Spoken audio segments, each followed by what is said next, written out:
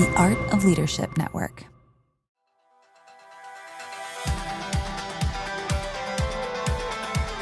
Hey leaders, welcome to the LeadCulture Podcast. We are a part of the Art of Leadership Network. I'm your host, Jenni Catron, CEO of the Foresight Group, a company dedicated to helping leaders develop thriving teams. Each week, I'll be your guide as we explore practical strategies to equip you with the tools you need to lead with clarity, confidence, and to build unstoppable momentum in your organization.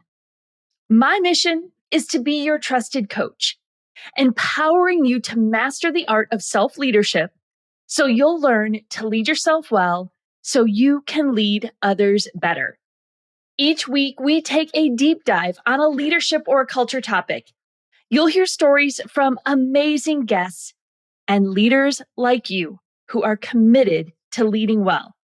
So let's dive in and keep learning on this leadership journey together. So friends, today I want to get super practical. One of the common issues that I hear is that budgets are limited for leadership and culture. Now, I'm guessing that most of you have wrapped up your budgets for 2026. And if you're like many orgs, you've had to make some cuts, right? That's just the name of the game. And oftentimes, the things that get cut are the non-urgent seeming expenses, like investing in the development of your leaders and the protection of your culture. Like those are the line items that always seem to get cut first because all the other pressing issues and priorities are, causing those things to get squeezed out. Because while I would argue that they are one of the most important things you need to budget for, the other urgent things often end up making the cut. So personally, I think it's a little short-sighted if we cut leadership or culture, but I'm a bit biased, right? And I get it because I have been there in the organizations that I lead, even in leading Foresight, that we're having to always make decisions about our investment in our leadership and our own development as a team. And so I live in those realities and in those tensions. So what I want to help you think through today is what you can do even if your budget is limited. Because if you're somebody who wakes up, if you're a culture champion who wakes up every day thinking about the development of your team and the health of your culture, you probably get pretty discouraged when those budget lines get cut, don't you? Right? And so we have a tendency to want to just throw up our hands going, you know what? The budget's cut. There's not much I can do. But the reality is that there are some things that we can do to invest in the health of our leaders and the health of our team in spite of budget cuts. Because here's the reality. The cost of disengagement is much more costly than if we budgeted for it. Like if we put thousands of dollars in the budget for our leadership and culture work, that's a drop in the bucket to the actual cost of disengagement, the hidden costs of not budgeting for those things, if that makes sense. Here's some data just to kind of get you thinking. Only 31% of employees report being engaged in their work, according to Gallup from this year. Only 31, less than 1 in 3 of employees are engaged in their work. And so then Gallup calculated the cost of this. I'm not sure how, but they said disengaged employees cost the global economy $8.8 trillion in lost productivity. Now, we could probably do some really good math to figure out what that means for you, but $8 trillion in lost productivity because of disengagement. So if only a third of your employees are engaged, and you felt this, like there's been moments where you're a little frustrated because you know some of your team have more to give and they're kind of doing the bare minimum. And you know that you could be doing more to accelerate your mission if people were just on board with you. So there's a cost to that, right? Some of the research from Barna says that 58% of workers are open to leaving their current job. 58%. So almost 2/3 of your team are willing to go someplace else. And y'all know there's another massive cost when somebody departs. Not only do we lose their institutional knowledge and their wisdom and insight in how they do their work, but then it's that position being open, having to recruit for it. Inevitably, you're going to have to hire and you're going to have to negotiate salaries and the people who pick up the slack when that team member is gone. Like there's just an exorbitant amount of cost in turnover. And so investing in your team and the health of your team, the health of your leaders is really critical for your success. Here's the return on investment of culture, if we want to look at it that way.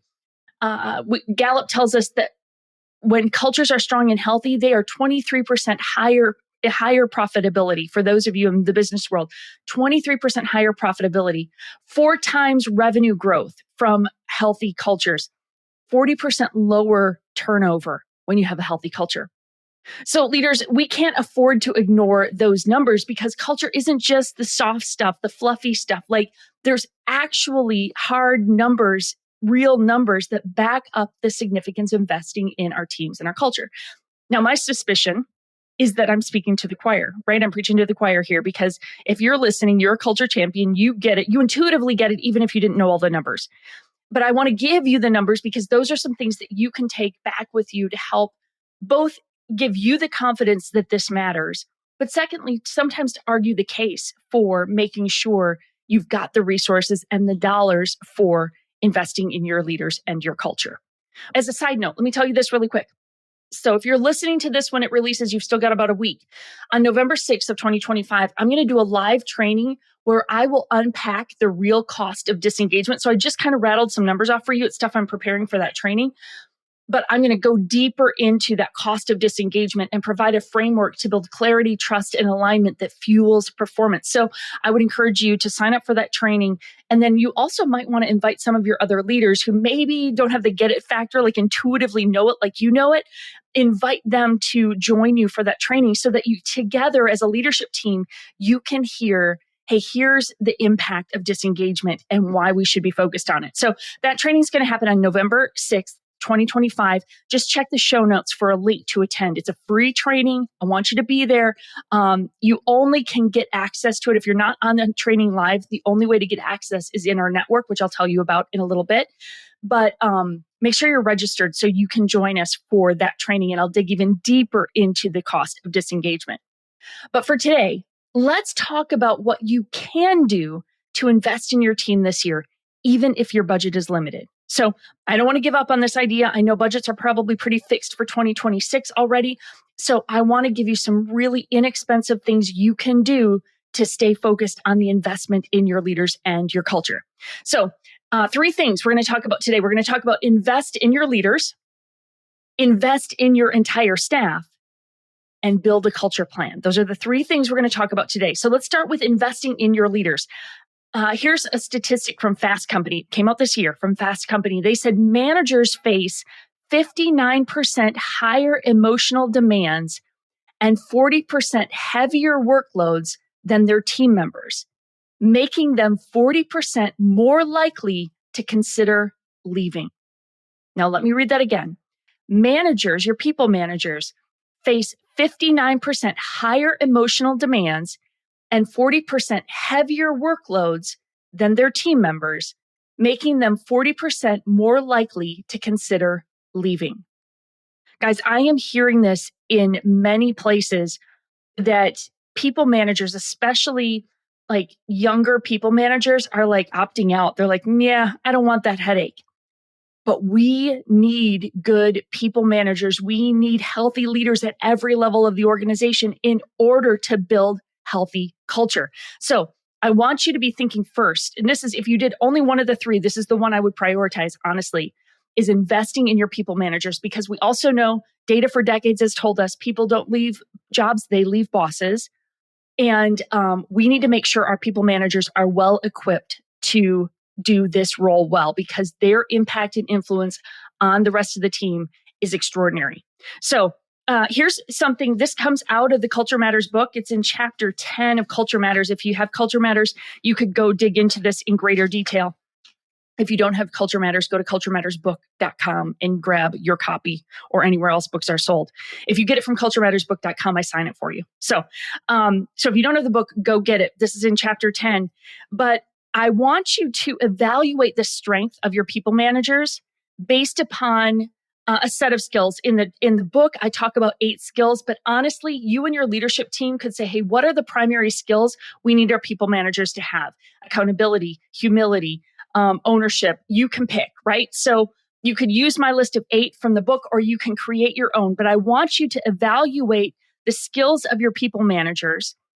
And this is a bit subjective, but what you're trying to identify are the skills that could better equip your managers, right? Like, I want you to, again, take my 8 or create a set of 8 to 10 qualities or skills that you think your people managers should have to succeed in their role. And then I want you to rate them. I want you to just evaluate it. And it's ideal if like your entire leadership team does this, because different people are going to see different strengths from some of your team members. But rate each manager on a scale of 1 to 5 for each of those skills. 1 equals very weak, 5 equals very strong. And then I want you to look for patterns across your managers. Are there skills that are weaker for a majority? And if so, you can focus your training efforts for your managers on these weaker areas first. And then for each individual manager, have their direct supervisor discuss those skills with them. Ask them to self-evaluate and then compare your observations. So there's 2 things happening here. First of all, you're objectively looking at your people managers to say, hey, where do we need to focus on some of their training and development? But then you're also bringing them into the conversation to say, hey, what do you see? Where do you see some development? And by doing that, you're encouraging them that you are interested in their growth and development, which can be a culture builder. Now, of course, how you handle that is really important. So use some good self-awareness around emotional intelligence around how you engage that conversation. But inviting them into it tells them, hey, you care about their growth and development and you want to partner with them to do that. So celebrate their strong skills. This is really important. So you're going to, pick your 8 skills. You're going to celebrate what they're doing well, and then incorporate a plan for their development of their weaker skills as part of their performance process. So whatever performance process you use, you want to include this in this. Like, these skills are really critical to your success here. So here's the ones you're doing great in. Anything I can do to keep supporting you in that, and have that conversation. And then here's 1 or 2 that I think we want to focus on. And then look for ways that you could help them develop those skills. You might want to review your staff survey to see if there are some comments that would indicate a gap in the skills of your people managers. I see this often when I'm doing surveys with entire staff, that we'll see comments or we'll see patterns that tell us, hey, I think our people managers are lacking in their ability to delegate. Or we're seeing a pattern where our people managers are not communicating well with their team members, or whatever the case might be. Sometimes you can see that in your survey. So let that information guide you for coaching your people managers. One of the things that I love to do and highly recommend is, again, do this evaluation. What are the 8 skills that we want all of our people managers to have, because we think that's going to help them succeed and lead our people well? And then do like a quarterly training for your people managers. And sometimes there's HR best practices and things that you need to do as well. But like, focus on, maybe you identified 4 of those skills that are really important maybe this year, or 4 of them that tend to be weaker across the whole, all of our people managers, whatever the case might be. And then all you do is find a training. Go to YouTube, go to TED Talks, go to the LeadCulture Network, and our Foresight Leadership Institute is baked into that. There's a ton of resources there for leadership training. There are tons of resources you can find for free or very inexpensive. Maybe it's a book that you just decide you're all going to read together. And if you need some suggestions, my coaches and I would be happy to give you suggestions. So just email us at podcast@getforesight.com. And we'd love to talk to you and help. We can even do a one-off call to help you build your leadership plan. But start with your people manager. Start with your key leaders and making sure they are equipped to lead your team well. The cascading effect of that is significant. Now, the second thing I want you to do is consider investing in your entire staff. Every leader at every level needs to be invested in, even if they're not managing others. And so here are some simple things you could do. This is in chapter 10 of Culture Matters. Dedicate 1 staff meeting per month to leadership development. So whether you meet twice a month, once a month, 4 times a month, if you meet once a month, it'd be a little harder. So maybe you do once a quarter then. But ideally, I hope you're meeting rather frequently with your entire staff. And dedicate 1 staff meeting per month to leadership development. Or maybe you just extend that meeting by 30 minutes and you do some leadership development. You can brainstorm with other leaders and make a list of 5 to 10 core skills. So similar to what you did for your people managers, but now you're thinking on behalf of your entire staff. Like, what does the entire staff need? Do we need better communication? Do we need better delegation? Do we need a stronger sense of ownership? Do we need good time management, right? Tons of things you could brainstorm, but come up with a handful of those that you'd like to focus on for this year in 2026. So you can decide, is it 6 staff meetings? Is it 12 staff meetings that we're going to devote to some time to leadership development? Then again, find books, TED Talks, online conferences, or other free or nearly free resources. There's plenty of things out there. And again, Foresight can help you with this that you can use for training with your staff. You don't have to come up with it all. You just have to kind of build a plan. And then facilitate a discussion with your team around the topic. So maybe you play a 10 or 15-minute video, and then you have a discussion, or you find an article, you send it ahead of time to your entire staff, say, hey, read this before staff meeting, and then you facilitate a discussion. You might even assemble a small team to help you identify resources and facilitate the meeting. So my guess is this might be one of many hats that you wear, and you're like, Jenni, this all sounds great, but I don't have the time to scope all of this out. I promise you there are other people on your team who would love to be involved in this. So find 2 or 3 other people. Just say, hey, would you be on this focus group, this, special projects team with me to just come up with our planning and our training for our team? I guarantee you there are a few people who will give time and energy to this because they see the importance as well. So invest in your entire staff. And then, of course, you can consider additional support. Foresight has coaches that can help you with this, and we can brainstorm different ways that we could help or serve you if you do need a little extra support in that. But number 1 was invest in your leaders. Number 2 is invest in your entire staff. Simple and consistent. If you take nothing else away, I want you to think simple and consistent. What is something I can simply but consistently do to emphasize the importance of leadership and culture? And I promise you guys are going to see return on that. And then the third thing is I want you to build a culture plan, right? Great culture. You don't drift to great culture. Guys, you just don't. Like the little things, the sideways energy, the sideways conversations, the grumbles over here, the miscommunication or the lack of clarity, like all the little things that create fractures in our cultures are happening, will happen. And without a proactive plan to address them, they will drift towards a worse culture. So you want to build a culture plan. Now, I've got some solutions for this because many of you know, if you've been a part of the Foresight group for a while and been involved in what we do, there's a whole LeadCulture framework that really helps you go in depth on building your culture plan. However, I know that can feel a little overwhelming, and it's can be somewhat cost prohibitive sometimes to bring in one of our certified coaches to help walk you through and facilitate it. So if you're one of those people that's like, oh man, I wish we could do a big workshop or we could do a full engagement with Foresight, but it's just not in the budget for this year, I've got a solution for you. We just launched the LeadCulture Network, which is a space designed for leaders like you who care deeply about building thriving, unstoppable teams. And it is an online resource where we put the entire LeadCulture course. I have put the entire framework in a course for you that you have access to if you're in the network. It will guide you through the entire LeadCulture framework and building your culture plan. We have the Leadership Institute course with all of those leadership trainings that we have done over the years. Those are in there.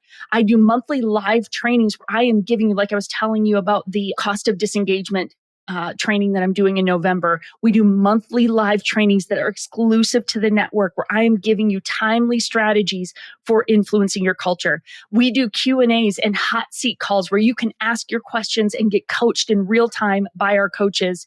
And then there's a whole network of culture champions who you get to learn from and grow with. So all of that is inside the network. And I'm doing a mini commercial on this because you guys, it's so good. Right now we're doing founding members. So up until the end of 2025, if you join as a founding member, you get early access to everything I just identified, and you get it all at $49 a month. And it goes up in January. And so if you get in at the founding member level, $49 a month, you get access to all of these resources. Now, going back to point number 3, build your culture plan. If you join the network, we're going to walk you through building your culture plan. You're going to have all of the resources there. You've got to self-implement, but we're going to make sure you've got what you need every step of the way.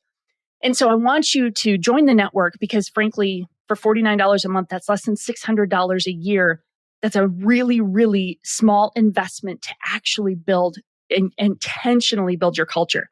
And then with that, I want you to build a culture team, a group of people who see the value and want to help invest in the culture of your organization. So whether you join the network or not, I think it's a no-brainer, but I want you to build a culture team in your organization, a handful of people, usually I recommend 8 to 12, who want to invest in your culture. It's a special projects team, but there are people on your staff that want to be intentional about culture. You can buy them copies of Culture Matters because, again, in the book, everything's outlined. Like, you just have to self-implement. So buy them copies of the book and begin working through the framework together. It's going to guide you every step of the way on the things you need to do to build your culture plan. So let's recap what we've talked about today. I want you to invest in your leaders. First and foremost, if it's the only thing you do, I want you to do this. I want you to determine the top skills that you want every people manager to have, and then build a plan for addressing those. I want you to invest in your entire staff. What training does your staff need this year to keep growing, learning, and getting better together? And then build a plan to give time and energy once a month in your staff meeting to invest in your team. And then number 3, I want you to build a culture plan, right? You need a plan for your culture. It will not drift to great. So you've got to purposefully and intentionally build it. And now here's the thing. Everything that I've talked about today is less than $1,000, you guys. Like, you could do everything I've talked about today for less than $1,000. I've just outlined for you, like investing in your team, your leaders, investing in your staff, and building your culture plan. You could do for less than $1,000. That's less than $1,000 a month to get intentional about the health of your team. So you can join the network. You can outline training for your managers and your staff. And if you join the network, you're going to have trainings for your staff and your leaders already built into the training. So not only will you have the resources to help you build a culture plan, but you'll also have videos and trainings that you can use for investing in your team. Guys, your people, your culture, your mission matters too much to leave it to chance. And so even if budget is tight this year, I want you to make it a point to take action on the suggestions that I gave you today. And I promise you, you'll see an improvement in your leaders and your team and your culture this year. So friends, let me know what you thought of this episode. What was helpful? What did you share? Share it with another team member. Maybe share it with the rest of your leadership team to say, hey, okay, I know we don't have a ton of budget, but here's what we can do. We can and need to do, frankly. We need to invest in our people managers. We need to intentionally invest in our staff, even if it's a simple and consistent, small, steady drip of training and development. We need to build our culture plan. We need to be a part of the network. One person in the network is enough, you guys. I mean, I'd love for your whole team to be in the network, but you don't have to. One culture champion in the LeadCulture network will help you stay connected and get resourced on a regular basis to equip you to not only build a healthy culture, but to invest in your team and your leaders. So check all of that out. Share this with a friend. And shoot us an email at podcast@getforesight.com if you have questions about anything I shared today. And then make sure you're registered for that live training on November 6th. All right, friends, keep leading well. Invest in your team, invest in your culture. And I want to hear your stories.